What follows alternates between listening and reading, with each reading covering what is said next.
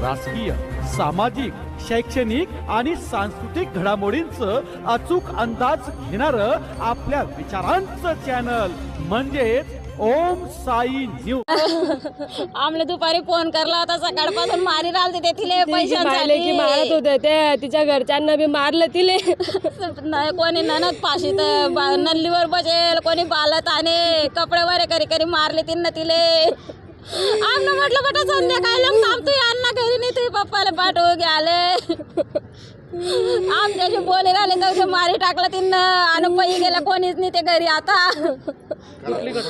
खूप नोची बिना मायचं लेकरू होतं, माय आठवत नाही तिले। त्यांना नल्ली दाबी दिली, नंतर लटकाई दिली तिले। पहिले मारहाण केली त्यांना, पोटात मारले गैर, वनवे ती पोत तोड टाकली, तोंडावर मारले, लटकावून दिली तिला पाशीला। 2,000 दिले भाऊन पैसे, एकदार 50,000 दिले, एकदार 27,000 दिले घर बांधण्यासाठी। ते गडे गडे पैसे मागत होते तिले। तिनं बॅगा भरल्या, मग बॅगा भरल्या पण तिने येऊ द्यायला नाही, मारी टाकली तिले।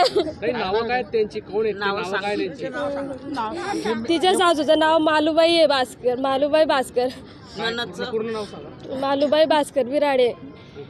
तिच्या ननदचं एक अर्चना आहे, काय नाही, एक माया आहे। तिच्या गावचे नाव बी सांग। एक कानसवाड्याची तरी राहायला आली आणि एक ईदगावची तरी राहायला आले। गैर मारलं तिनं आणि मारी जण पै गेला, आणि त्या भावानं बी मारलं, नवऱ्यानं बी मारलं आणि तो बी पै गेला।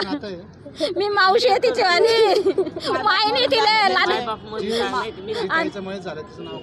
गायत्री, गायत्री ज्ञानेश्वर कोडी। मी सागर साहेबराव कोडी, गायत्री मयत गायत्रीचा भाऊ। गायत्री हिचा दुपारी तिच्या सासूंच्या 12 वाजता मला फोन आला। त्यांनी मला सांगितलं की तुझ्या बहिणीच्या घेऊन जा, येऊन जा इथं। तिने मला मारहाण केली, तिच्या सासूचं असं म्हणणं होतं। तिच्या सासू, ननद आणि एक दुसरी तीन नंदा आणि सासू हे म्हणत होते की हिने आम्हाला तिन्हींना मारहाण केली नाही। आता ती एकली ती एवढं 4 जणांना कसं काय मारणार आहे? ते तिकडनं बोलत होते की त्यांनी तिला मारहाण करून मला म्हणे तिला आताचा आता घेऊन जा इथून, नाही हे मरून जाईल म्हणे। आता तिचा माझ्या बहिणींना फोन केला, बहिणींना सांगितलं की यांनी मला त्यांनी मला मारहाण केली आणि मारहाण केली आणि ते मारहाण केली। मी ती बॅगा वगैरे भरल्या तिने, ते घरी यायचं म्हणत होते। माझ्या वडिलांना कॉल केला, वडील सुरतला गेले होते। मग तिला सांगितलं की 6 वाजता माझे वडील येतील, तेव्हा तुला घेऊन जातील। ती बॅगा वगैरे सर्व भरून बसलेली होती, बॅगा वगैरे भरून घरी थांबली होती। तोपर्यंत दुपारून कॉल आला की तिने फाशी लावून घेतली, मारून टाकलं।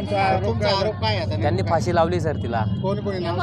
तिची सासू मालूबाई भास्कर कोडी, तिची ननद मायाबाई ते तिथंच असते, एक कानसोळ्याची ननद आहे अर्चना, आणि एक नांदऱ्याची ननद आहे वंदनाबाई। यांनी तिला मारहाण करून त्यांनी तिला मारून फाशी लावून फरार झाले ते। ते पण सकाळी तिने आमने दुपारी फोनवर सांगलं, त्यांना बी मारला। क्षुल्लक कारणावर भांडण केलं होतं त्यांनी। आता काय मागणी? त्यांनी सर त्या क्षुल्लक कारणावर फाशी लावली सर, तिला मारून टाकले सर। शिक्षा पाहिजे सर त्यांना। त्यांनी सर आम्ही जेव्हा तिथं आले, आम्ही जेव्हा तिथे घटनास्थळी पोहोचले तेव्हा तिथं कोणीच नव्हतं।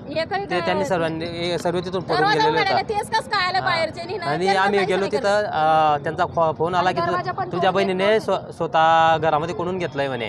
कोणून घेतलंय तर मग माझ्या भाऊंना फोन आला, तर काकूंनी बोलले त्यांना की तुम्ही त्यांना घर खोला म्हणे, आता तिथे कोंडून घेतलं आहे। तर नाही म्हणे, आम्ही आता चालू दरवाजापासून आम्ही कसं काय दरवाजा तोडू? तर त्यांनी दरवाजा खोलला नाही, तोपर्यंत आम्ही आले तोपर्यंत त्यांनी फासावर लटकून घेतलं होतं।